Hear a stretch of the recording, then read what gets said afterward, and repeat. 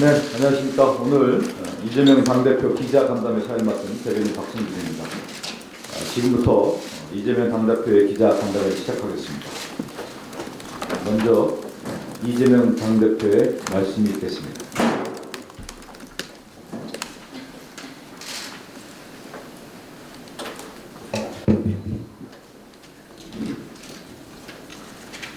네, 우리 언론 여러분들, 제가 공개석상 위에서는 별로 말을 안 하다 보니까 자꾸 마이크 들고 쫓아다니려고 많이 힘드시죠. 네, 앞으로 자주 여러분과 대화할 시간을 갖도록 하겠습니다. 어제 조사 과정에 대한 여러분들의 궁금증이 좀 있으실 텐데, 제가 여러분들이 보도한 내용과 어제 있었던 일들을 종합해서 보니 시간을 끌어서 최소한의 명분을 만들려고 했던 게 분명한 것 같습니다. 제가 한 가지 확인을 해드리면, 제가 조사를 하고 난 다음에 조서 페이지 수를 보니까 199페이지였습니다. 여러분들이 보도하신 내용을 보니 준비한 질문지가 100쪽이었다, 이렇게 100장 분량이었다라고 하는데, 여러분 아시는 것처럼 제가 진술서를 30페이지가 넘는 진술서를 냈고, 그 외에는 특별히 자세한 설명을 하는 것이 무익했기 때문에 진술서로 답을 가름한다고 제가 말씀을 드렸습니다. 여러분도 계산을 해보면 알겠지만 질문서 100쪽에 진술서로 답을 가름하겠습니다 라는 질문에 대한 답을 더하면 그게 아무리 많이 해도 120, 30페이지를 넘기가 어렵겠죠. 근데 이미 199쪽에 이르는 조서를 작성을 했는데, 오후 늦게부터 질문이 중복되기 시작했습니다. 그리고 저녁 식사를 하지 말고 성남지청에서 했던 것처럼 빨리 조사를 하고 끝내자 라고 했더니 수사검사도 저녁을 안 먹고 하는 걸로 동의를 했는데, 갑자기 입장을 바꿔서 저녁은 먹어야 되겠다 이렇게 얘기하고, 그러면 남은 질문이 얼마나 있느냐 말해줄 수 없다, 시간이 얼마나 더 필요하냐 그것도 말해줄 수 없다 이러더니 저녁 이후부터는 했던 질문도 하고 냈던 자료를 다시 내서 또 물어보고 질문의 속도도 매우 느려지고 뭐 이런 현상들이 있었습니다. 이렇게 시간을 끌어서 최소한의 명분을 만들자는 것보다 이렇게 생각을 하게 됐습니다. 그리고 제가 없을 때 담당 입회 변호사와 대화를 했는데, 추가 소환을 하겠다고 해서 얼마의 시간이 더 필요하냐 물어봤더니 가르쳐줄 수 없다 이렇게 말했다고 합니다. 원래 여러분 아시다시피 예정 조사 시간이 얼마 정도다 이렇게 되게 알려줍니다. 근데 저에 관한 사건에 대해서는 저에게도 남은 신문 분량, 소요 시간 이런 걸 계속 알려주지 않고 있었던 걸로 보면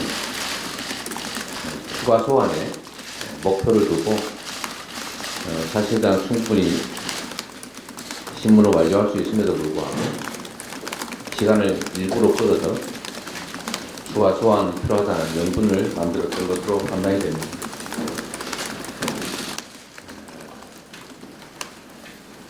저는 이게 검찰권 남용의 대표 사례라고 생각합니다. 소환을 하는 목적이 진실을 규명해서 어떤 결론을 내려는 게 아니라 결론을 내놓고 시간을 끌고 그 결론에 짜맞추기 위해서 사건 내용을 왜곡하고, 그리고 수사 자체가 아니라 모욕을 주기 위한, 국민적 의구심을 만들어내기 위한 정치행위를 한 것이다. 검찰의 정치적 중립 의무를 완벽하게 어긴 것이다. 이렇게 생각하게 됐습니다.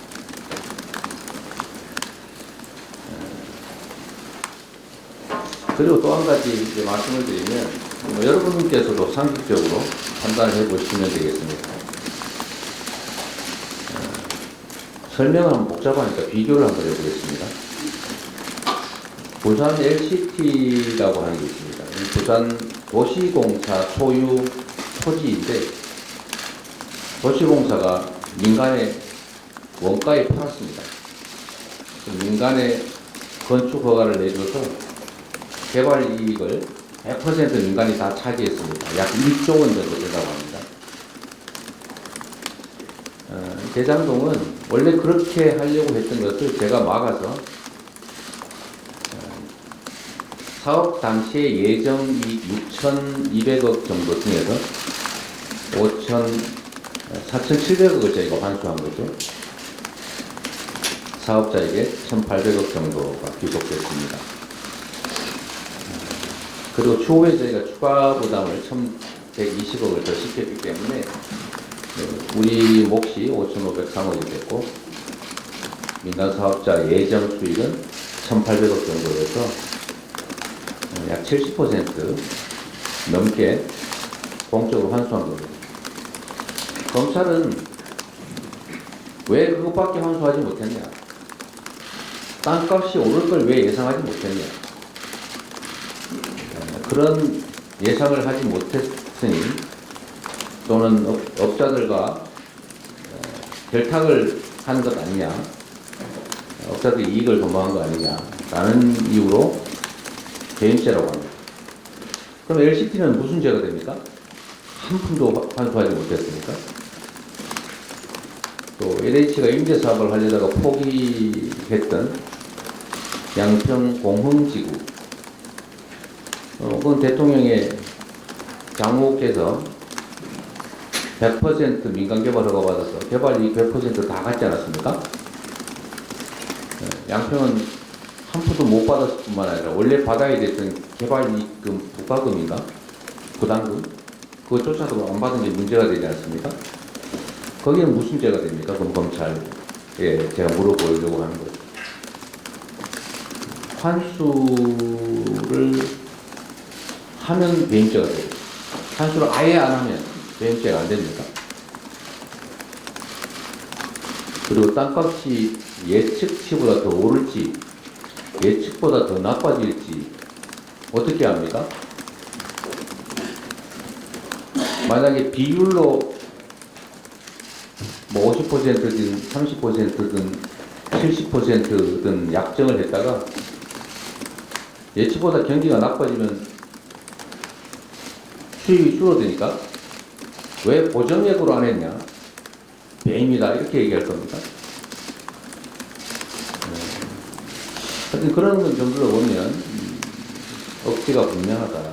여러분께서도 제가 이 진술서 공개한 진술서 내용들을 한번 보시면 얼마나 검찰의 주장이 억지인지 알 수 있을 겁니다.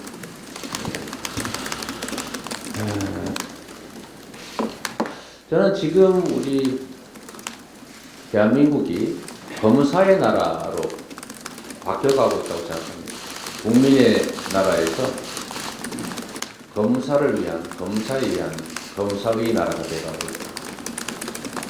한때 우리가 군사정권 또는 군사 독재정권이라고 불리는 이 독재 권력으로부터 엄청난 억압과 인권 침해를 당했는데, 지금은 검사정권, 검사 독재정권이 탄생하고 있는 과정 같습니다. 국가 주요 요직에 검사들이 대거 배치되고 있습니다.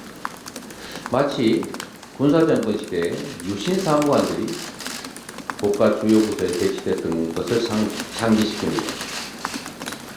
아마 총선에도 검사 출신들이 대거 진출하게 될 것 같습니다. 군사정권 시대에 군인들이 대거 정치에 참여했던 것을 연상시킵니다.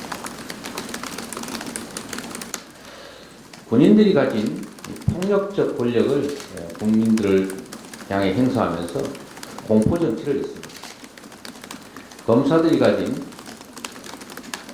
수사권, 기소권을 이용해서 공포 정치를 하고 있습니다. 기사를 잘못 쓰면, 아니 기사를 마음에 들지 않겠으면 압수수색을 하고 심지어 구속영장을 청구합니다. 이거는 군사정권 시대에도 없던 일입니다. 군사정권 시대에도 최소한의 균형을 맞추려고 노력은 신용을 냈습니다.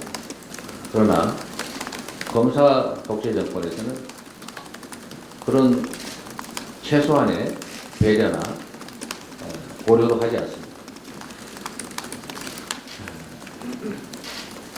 윤석열 검사 독재 정권이 공포 정치를 통해서 국민을 억압하고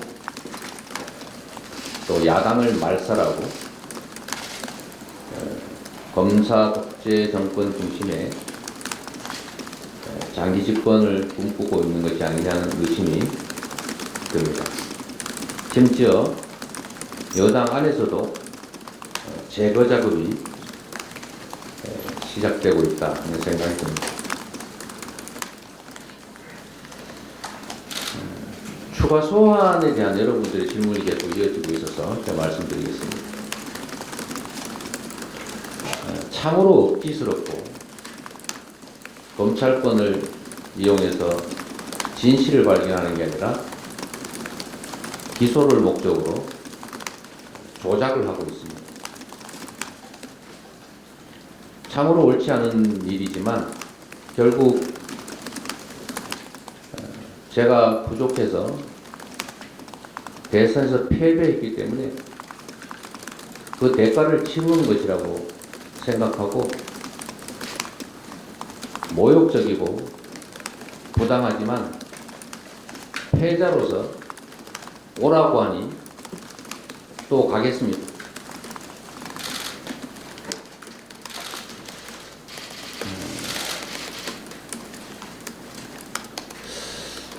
저의 부족함으로 선거에서 패배했고 그 패배로 인해서 우리 사회 각 분야가 퇴보하고 우리 국민들께서 겪는 고통이 너무 큽니다. 우리 국민들께서 겪는 고통이나 또 우리 사회가 과거로 퇴보하면서 이 받게 되는 엄청난 피해에 비한다면 제가 승자의 발길의지를 당하고 또 밟힌다 한들 우리 국민들의 고통에 비교하겠습니다.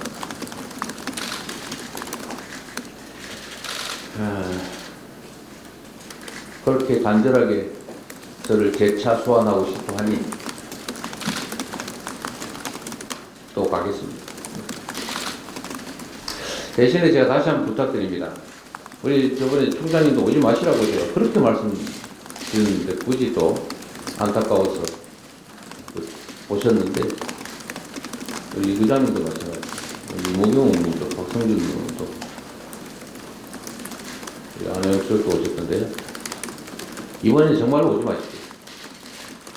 저번에는 원래 천준호 실장님하고 박성준 대변인 두 분만 가기로 했는데 갈 필요가 없었지요. 청사에 들어가지도 못하는데 그 뭐하러 갔습니까? 그러니까 이번에는 정말 다시 한번 간곡히 부탁드리는데 오지 마십시오. 이게 갈등과 분열의 소재가 될 수도 있기 때문에 그렇습니다. 우리 일부러 그런 것들을 또 상대가 기대하는 측면도 있기 때문에 이번에는 정말로 간곡히 부탁드리는데 아무리 마음 아프시더라도 절대로 오지 마십시오.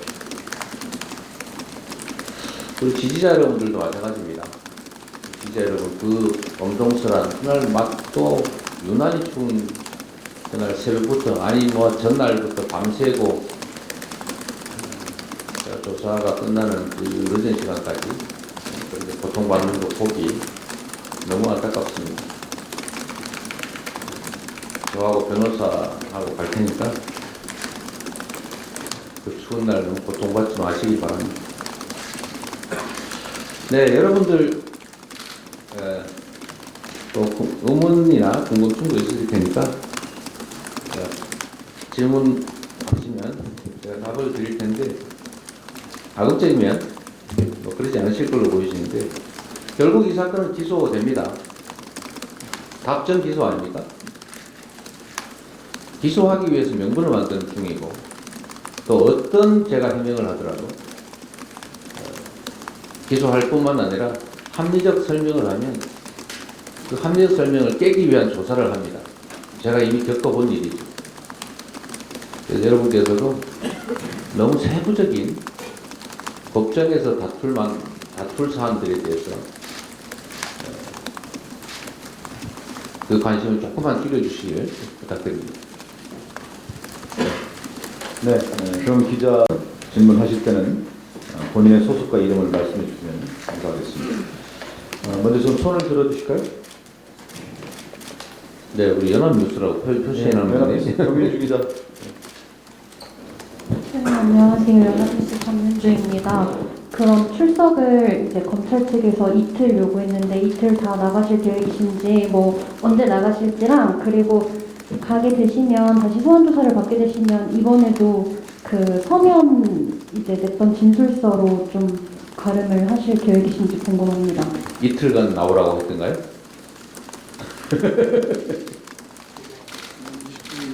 20일이나 3일 중에 하루라는 얘기 아니었어요? 1일 중에 하루. 네. 하여튼 그 출석 일시는 제가 전에도 말씀드렸지만 뭐 수사 준칙인가 거기도 있지 않습니까? 피의자와 협의라고. 저도 노는 사람이 아니고 당무와 또 국정의 나름의 역할도 있고 또 미리 정해놓은 일도 있고 이 수사라고 하는 게 오늘 내일 안 하면 내일 모레 안 하면 무슨 큰일이 나는 것도 아니고 그렇기 때문에 변호인과 일정을 좀 협의하도록 하겠습니다. 그리고 가급적 전에 말씀드린 것처럼 주중에는 좀 일을 할 수 있게 주말을 활용하면 좋겠다는 생각이 들고 변호인과 협의를 해보도록 하겠습니다.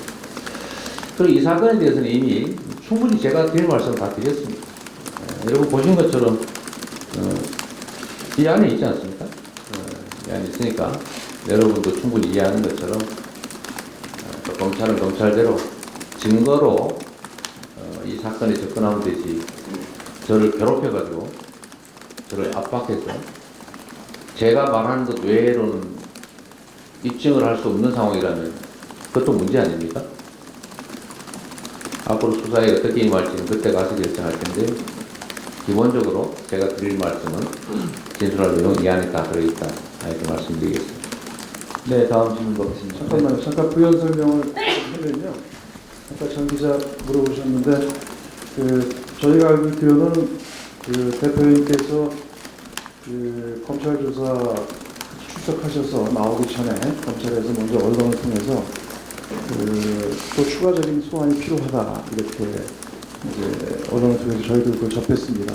그리고 저희가 알고 있는 것으로서는 1월 31일이나 2월 1일 날 중에서 또 출석을 요구한 것으로 이렇게 알고 있습니다. 네, 그래서 그 일정과 관계에서는 대표님께서 출석하시겠다 이 입장을 좀 밝히셨기 때문에 그 일정과 관계에서 변호인과 협의가 있을 것입니다. 네, 다음 질문 받겠습니다. 네, 그 앞에. 소속과 이름 좀 말씀해 주시고요. 예, 안녕하십니까. MBC의 손하늘 기자입니다.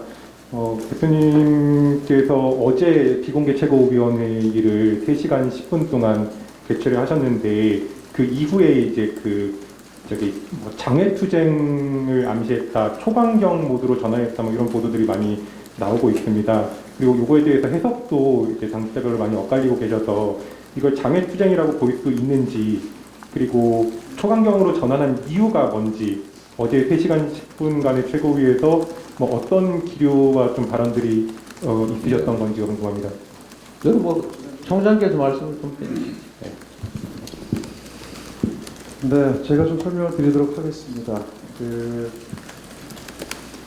지금 윤석열 검사 독재 정권의 횡포와 만행, 이 정점에 치닫고 있다고 저희들은 보고 있습니다. 그리고 또한 지금 증거가 차고 넘치는 김건희 여사에 대한 대해서는 윤석열 정권과 검찰이 지금 묻지마 덮기에 급급하고 있고, 또 이에 대한 김건희 수사의 필요성과 김건희 특검에 대한 국민적 요구가 지금 높은 상황입니다. 그리고 뿐만 아니라 국정 전반을 보게 되면 지금 난방비 폭탄 등 민생 파탄, 또 이란 적발함, 또 거기에 이어서 이명박 중동 특사 검토 이런 등등 총체적인 국정 난맥과 파탄이 이어지고 있다고 생각을 합니다. 그리고 또 이번 주말이 이태원 참사가 벌어진 지 이제 100일 되는 날인데, 이 이태원 참사에 대한 이상민 파면에 대한 국민적 요구도 굉장히 높은 사안입니다. 그래서 이러한 윤석열 정권의 폭정 그리고 무능 이런 상황에 대해서 당 차원에서 윤석열 검사 독재 정권 규탄과 민생 파탄에 대한 국민 보고대회를 이번 주말에 서울에서 개최할 예정입니다. 그리고 이제 시간과 장소에 대해서는 추후 다시 저희들 공지를 해드리겠습니다만, 굳이 말씀을 드리면 이제 2월 1일부터 2월 임시국회가 시작됩니다. 저희 더불어민주당은 또 원내에서도 윤석열 정권의 무능과 실정 폭정에 대해서 보다 더 공세적으로 따지고 싸울 것이며, 또한 또 주말에는 국민과 함께 하겠다는 것입니다. 이제 그런 데서 어찌 보자면 원내 병행 투쟁을 저희들이 같이 벌이겠다, 이렇게 말씀드리겠습니다. 다음 질문 받겠습니다. 네, 전자신 한번 저쪽으로 갈까요? 네. 예, 전자신문 최기창 기자입니다. 방금 말씀하신 대선 패배에 관련된 거는 좀 명분인 것 같고, 좀 주변의 최고위원들이나 참모진들이 출석에 대해서 만류한 걸로 알고 있는데, 그렇게 결정하시게 된 가장 결정적인 계기가 어떤 건지 좀 설명 부탁드립니다. 이미 아까 된 설명으로 대신하도록 하겠습니다. 다음 질의할까요? 이쪽에 한번 해주세요. 김희조선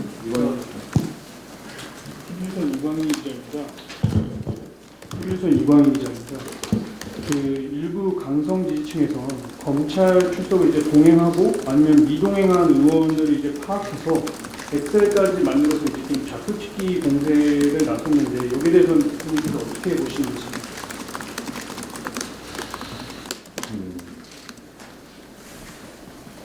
그리 바람직한 일은 아니겠죠.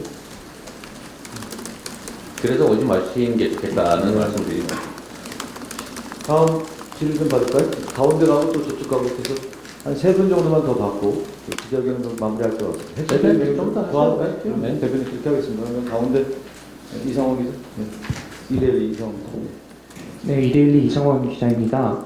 검찰 측에서 12시간 넘는 기간 내내 묵비권을 행사했다고 하는데, 좀 이에 대해서 어떤 반응이신지 궁금합니다. 네. 이 진술을 가름한 것이 묵비권 행사인지는 우리 국민들께서 충분히 판단하실 것 같습니다. 네, 저쪽으로 한번 갈까요?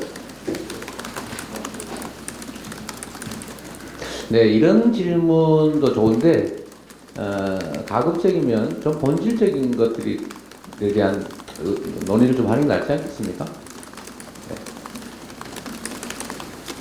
네, 이쪽으로 한번 가겠습니다. 저 가운데 마스크. 네. 안녕하세요. 뉴데일리 황지입니다. 2017년에 페이스북을 통해서 검찰이랑 언론은 모든 대선 후보를 탈탈 털어야 한다고 말씀하셨었는데 아직 유효하신 건지 궁금합니다.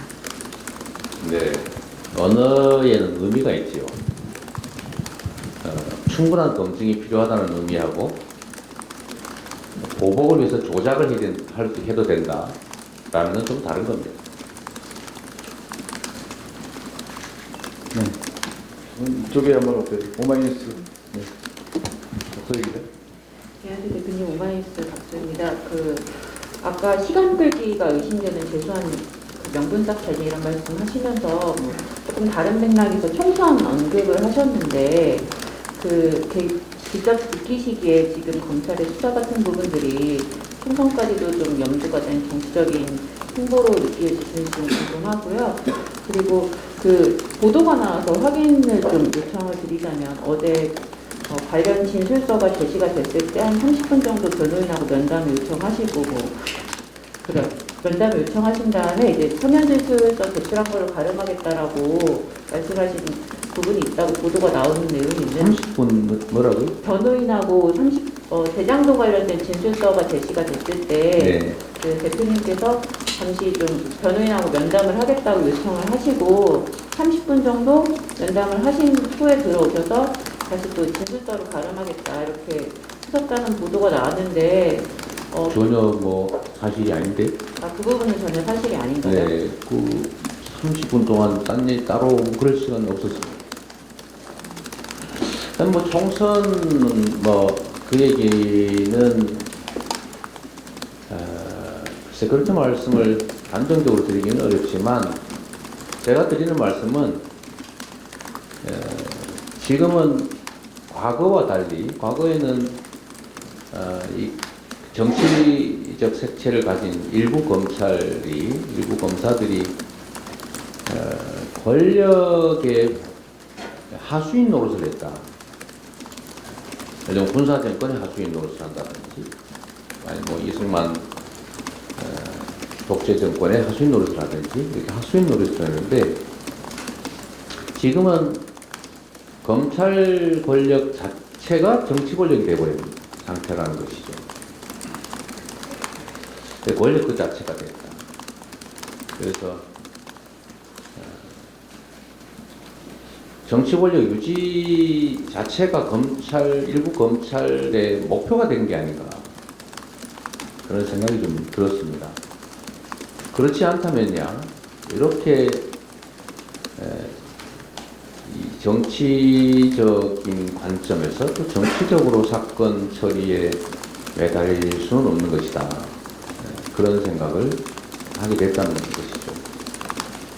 네, 지금 보면 질의가 검찰 소환조사 여부와 관련해서 지금 나왔고요. 또 대국민 보고 관련된 내용에 대해서 또 질의가 나왔고 또 구체적인 어떤 사안들에 대해서 몇 가지가 나왔는데 그 외에 있다고 하면 이렇게 들어주시는데 중복된 질문은 좀 피해 주시면 어떨까 싶어서요. 그럼 일단은 제가 한번 여기하고 이 두 분을 좀 받아보고 제가 질의를 좀 마감할 건지를 한번 결정을 하도록 하겠습니다. 그러면 SBS인가요? 원종진 기자인가요? 네. 네, SBS의 원종진 기자입니다. 이제 검찰 독재 탄압 대책위가 본부 차원으로 개편이 됐고, 그다음에 김건희 특검 TF와도 이제 같이 통합해서 운영이 되는 걸로 알고 있는데, 어떻게 보면 그동안의 검찰 수사와 관련한 방어의 역할을 맡고 있던 이제 대책위와 그다음에 공격의 역할을 맡고 있던 김건희 TF가 같이 이제 운영이 되는 차원이라고 이해를 하고 있는데요. 대표께서 보시면은 이 두 개의 비중을 한 어느 정도로 가져가는 게 바람직하다고 보고 계신지 그 보관을 좀 듣고 싶고, 또 하나만 더 질문을 드리면 저번에 신년 기자회견 때 질문 드렸는데 이 부분 답변 안 주셔가지고 예전에 이제 사개특위였던 형사사법 개편 특위가 이번에 연장이 되는 걸로 이제 어느 정도 이의가 된 걸로 알고 있는데, 여기에서 이제 지난 정부 때 추진됐던 검찰 개혁과 관련한 그런 부분들이 논의가 되려다가 안 되고 있는데, 중수청 설치부터 시작해서 이런 부분에 대해서도 당 차원에서 조금 더 관심을 가지고 추진해야 된다고 생각을 하시는지 그 부분에 대해서 질문드리고 싶습니다. 일단은 좀 질문을 나누면 좋겠고요. 이 사개특위 얘기는 제가 좀 전혀 내용을 파악을 하지 못하고 있는 상태에서 혹시 내용 아시는 분이 부장님이 아시나요?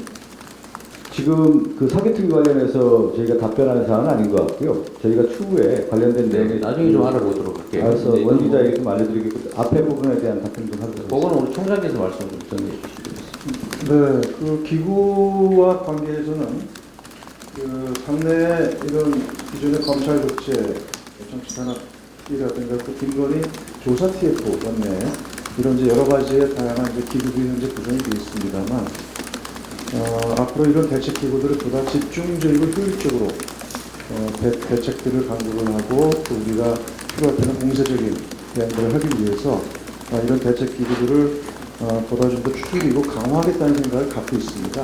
그런 데서 어제 이제 대변인이 어제 브리핑에서 이를 본부 차원으로 격상하는 문제를 검토하고 있다라는 브리핑을 했었는데요. 이에 대해서는 지금 물론 이제 이번 주 중에 김건희 조사 TF가 그동안에 활동했던 내용들을 갖다가 이제 기자회견을 할 예정도 있습니다만 그런 등등을 감안을 하면서 앞으로 이 대책기구를 강화하고 보다 본부 체계로 여러 개를 묶어서 이 격상하는 방안들에 대해서 지금 이제 여러 검토들을 하고 있는 중입니다. 그래서 이에 대해서 다시 한번 말씀드릴 기회가 있을 것입니다. 네, 한 번만 더 받도록 할까요, 대표님? 한 번만 더 받고. 이하메스 나경영 기자. 네, 안녕하세요. 연합뉴스TV 나경열입니다. 대표님, 이제 검찰이 기소를 결정해 놓고 있다. 그러면 이제 대표님에 대한 체포동의안이 또 2월 국회에 또 넘어올 거고, 그리고 또 민주당 일각에서는 이제 검찰이 그걸 노리고 체포동의안을 그 분열을 노리고 민주당의 분열을 노리고 체포동의안을 넘길 것이다. 이렇게 보시는 분들도 많으신 걸로 아는데 그래도 분열이 없을 수는 없을 것 같습니다. 이거를 좀 어떻게 수습해 가면서 당내 통합을 강화하실 보관이 어떤 게 있으실지 여쭙겠습니다. 제가 왜 체포 대상이 되는지 저는 이해를 할 수가 없습니다. 그리고 가정적 질문이라 제가 답을 드리는 건 적절치 않은 것 같고, 글쎄요. 혐의에 대한 뚜렷한 증거도 없고, 제가 도망을 갈 것도 아니고, 주거 부정도 아니고, 무슨 증거인멸을 하려야 할 수도 없는 상태인데, 하세요? 네. 미디어오늘의 조현호 기자입니다. 이제 그 수사 내용에 대해서도 한 말씀 좀 질문을 드렸으면서요. 이게 사건의 가장 국민들이 궁금해하고 있는 핵심이 사전에 알고 있었느냐, 이제 대장동 사업자들도 알고 있었느냐인 것 같은데요. 그 진술서 쓰신 내용하고 검찰의 대장동 사업자들에 대한 공소장하고 내용이 약간 다른 점이 있는 것 같아서 2014년 6월 말하고 2015년 4월 달에 김만배 씨가 자신의 지분의 절반을 이명박 시장 측에 제공한다고 이렇게 유동규 본부장을 통해서 정진상 실장을 통해서 이렇게 이재명 대표한테 보고가 됐고 승인이 됐다고 이렇게 공소장에 나와 있는 그 부분에 대한 한번 설명을 부탁드렸으면 합니다. 그 부분이 제일 핵심인 것 같아요. 대체 그렇게 말한 사실도 없지만 그렇게 했다는 증거가 어디 있습니까? 한번 우리 조 기자님이 들은 바에 의하면 증거가 어떤 게 있습니까? 그렇게 말을 했다고 하는 증거가? 진술이 그렇게 나와 있습니다. 누가 진술했답니까? 유동규 씨가? 유동규 씨가 저한테 말했다고 합니까? 아니잖아요. 누구한테 말했답니까? 들었답니까? 그러니까 진짜로 나 전혀 알 수 없었는데 유동규 씨가 진술이 어떻게 증거가 되죠? 그걸 전문 진술이라고 그러지 않나요? 누구한테 카드라 들었다? 증언에 대해서 수사는 할 수 있는 거 아닙니까? 아니 수사야 할 수 있지요. 수사는 할 수 있는데 우리 조현호 기자님이 뭐라고 하더라고 들었다가 증거가 됩니까? 그 형사소송법에 그런 건 증거가 아니다라고 써져 있잖아요. 근데 어떻게 다 공소장에다 그런 내용을 쓸 수가 있습니까? 그래서 제가 그 말씀을 드리는 거죠. 과거에는 군사정권 시절에도 증거가 있어야 기소하고 증거가 있어야 수사에 착수하고 증거가 있어야 처벌한다. 그 대한민국 헌법에 당연한 원칙 아닙니까? 그냥 증거가 필요하니까 고문을 해서 증거를 만들었죠. 자술서를 쓰게 한다든지 자백을 시킨다든지. 왜 증거가 필요합니다. 조선시대에도 그랬죠. 반역죄를 물으려면 고문을 해서 자백을 하든지 증거를 만들어야 되잖아요.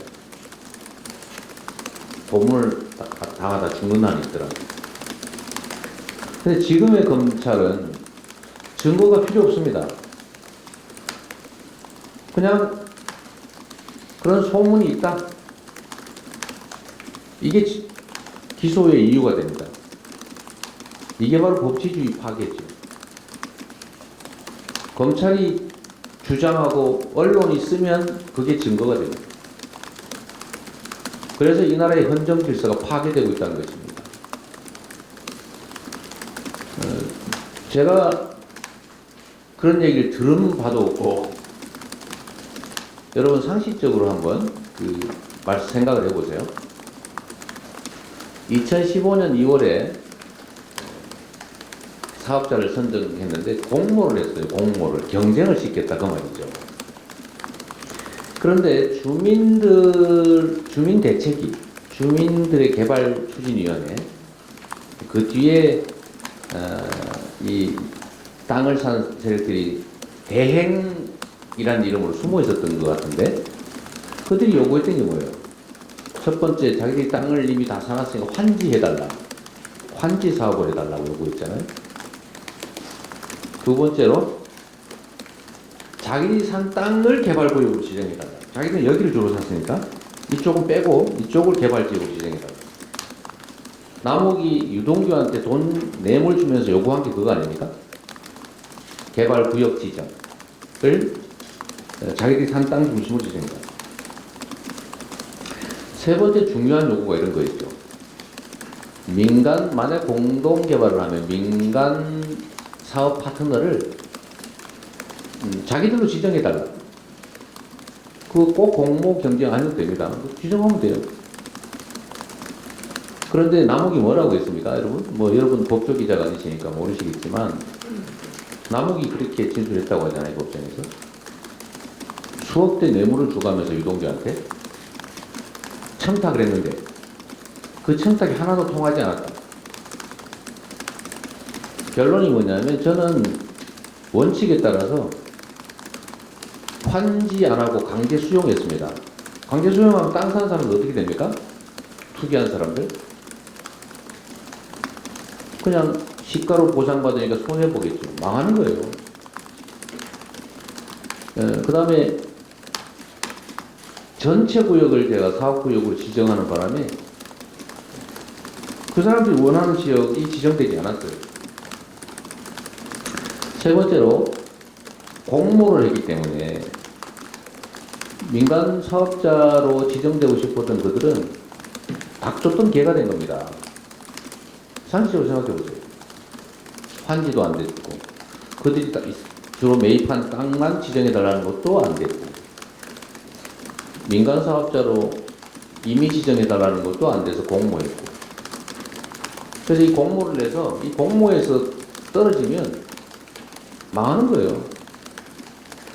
2015년 2월에 최종 결론입니다. 제가 공개 경쟁시키라고 지시했거든요. 공모하라고. 그런데 2014년에 그 지분을 저를 주겠다고 약속을 해서 제가 승인을 했으면 왜 그렇게 하겠습니까? 또 한 가지, 지분을 무슨 받기로 약속을 했으면 2016년에 제가 뭐 하려고 사업자들한테 1120억이나 추가 부담시킵니까?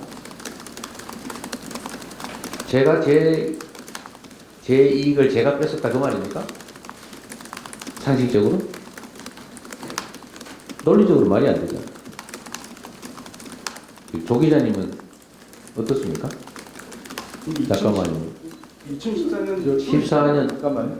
대표님, 네, 그러니까 제가 조 기자님하고 논쟁하자는 게 아니고 2014년 7월 조 기자님, 잠깐만요. 법조팀장 조기자 잠깐만요.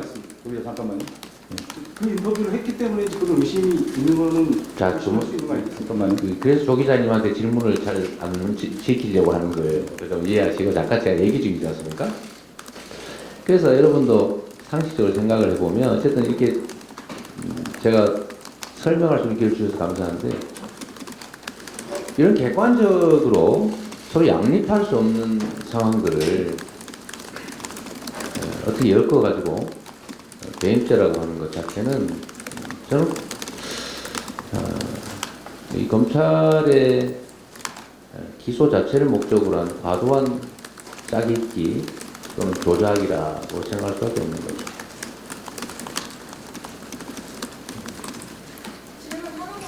네, 아니 여기서 아니, 뭐 하시죠. 하나 더요? 아, 괜찮아요. 뭐 하시죠.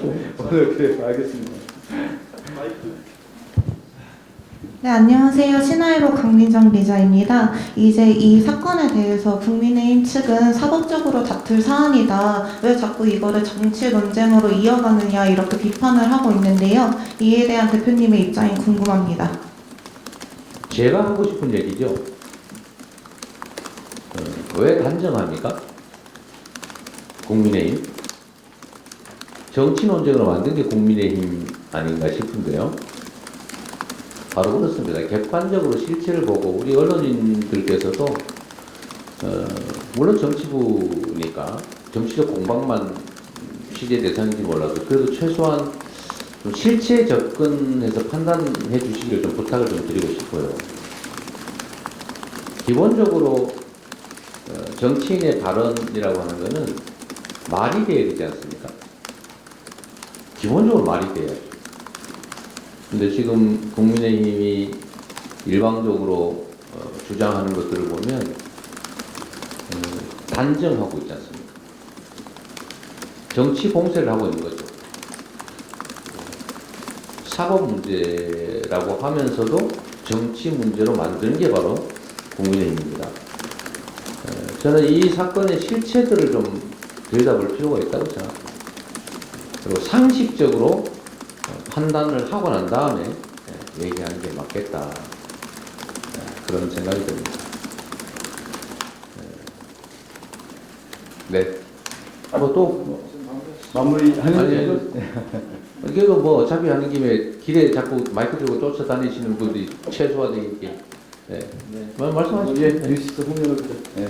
안 하면 또 나중에 섭섭할 수 있잖아요. 그죠?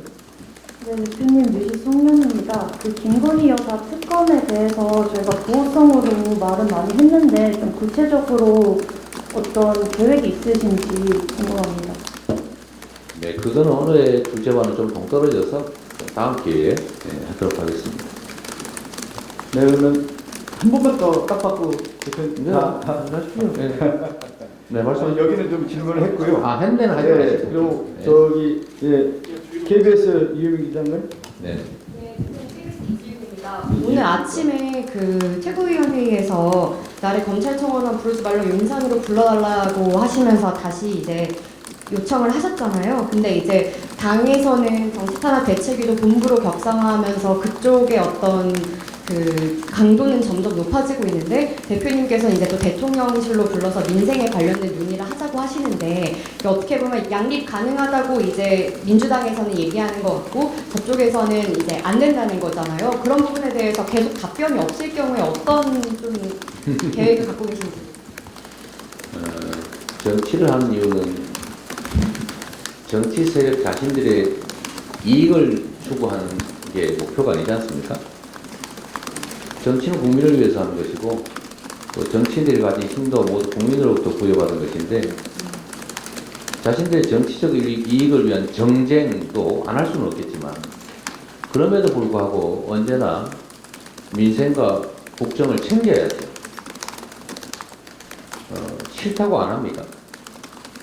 일이란 싫어도 해야 되는 거죠. 밉다고 안 만납니까? 미워도 만나야죠. 왜냐하면 사감을 가지고 하는 개인적인 일이 아니고 공적인 책임을 이행하는 것이니까 그런 것입니다. 전쟁을 하면서도 외교를 합니다. 오른손으로 싸우면서 왼손을 잡고 있어야 되는 거죠.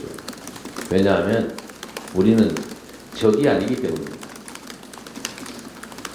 근데 정치를 전쟁하듯이 하는 게 바로 지금 정부 여당입니다. 그렇게 하면 안 된다고 여러분께서 말씀해 주세요. 정치는 전쟁과 다르다. 상대는 제거해야 될 대상이 아니라 함께 논의해야 될 국민의 동등한 대리인 모습이다. 이렇게 생각해야 되는 것이죠. 그래서 말씀드린 것입니다. 정치 세력 간의 경쟁은 경쟁이고, 그러나 더 본질적으로는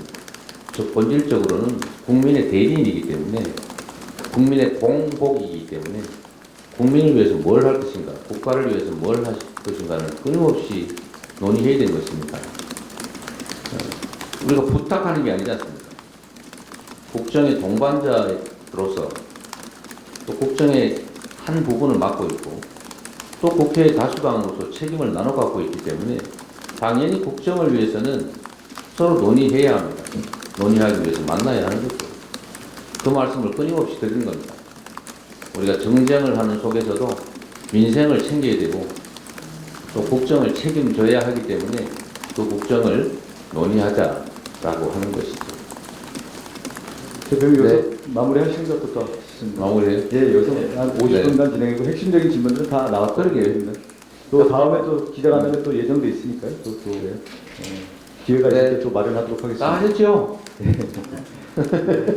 이상으로 기자 간담회를 마치겠습니다. 기자 여러분 감사드립니다. 네. 감사합니다. 고맙습니다.